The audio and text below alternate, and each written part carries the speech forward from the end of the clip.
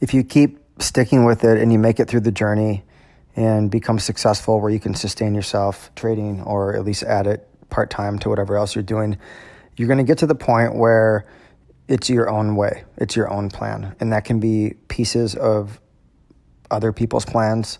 It can be you learning, observing, and reading books and taking different approaches and melding them into your own. But it becomes your own thing.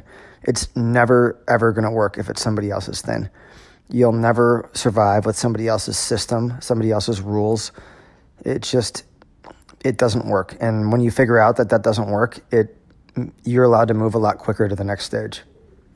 So why do I say that? Because, well, my parents used to tell me when I started trading and I was struggling, why don't you just sit next to the best trader in the office and watch what they do? How could you possibly lose money that way? And it seems like a great suggestion. It seems like, how could that be wrong? But it is wrong. It doesn't work because you don't have the thoughts.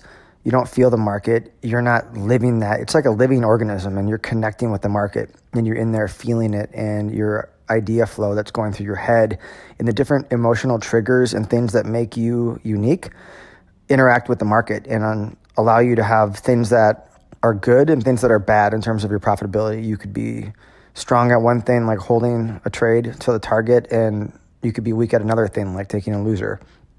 And the other person might be very different. So you can't use their ideas and sit through the same trade as they would. You just won't do it the same way. But what you can do is learn how to think. How do successful people think about the market? How do they deal with adversity? How do they find new ideas? How do they deal with self-doubt, bad runs? How do they deal with when they're euphoric and they've had a lot of winning and it seems like they're in a danger zone? All that stuff you can learn from and make it part of your own process, but blending it together and making it your own is the only way it works. And if you think about anyone who's successful, it's always their own process. It's something unique, and it's an expression of your authentic self. It's not packaged it's not something that was packaged and sold to you from someone else. So you see all the time especially with investing, with trading, there's always a system or an indicator. And if you made that system or you made that indicator, it's probably going to work really well for you. But when you're buying it from someone else, you're looking for some kind of a shortcut and you're looking for something to validate your fears or something to make it easier for you.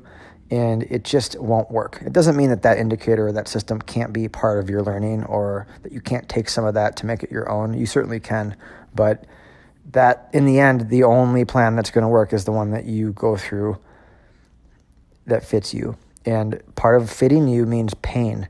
And it sucks to have pain. It sucks to go through losers and really dark streaks where you think you're not going to make it or where you're just doing things consistently wrong, even though you're working really hard and studying and expecting that the results will come and they just don't come.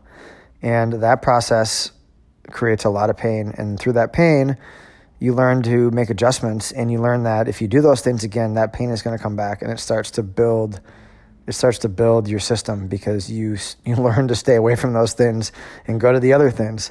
And slowly it becomes your own. So for me, my biggest losses, by far, my best learning experiences, absolutely by far. And I've had some really bad losses, ones that have set me back for a year. And it's not just the loss, it's the emotional toll and it's the opportunity cost mostly, because if the market gets busy or there's really good opportunities, you are unable to do anything because you're stunned by your loss. So you're financially and emotionally beaten down until you kind of dig yourself out of that. So learning to not let it go that far becomes a huge part of the game.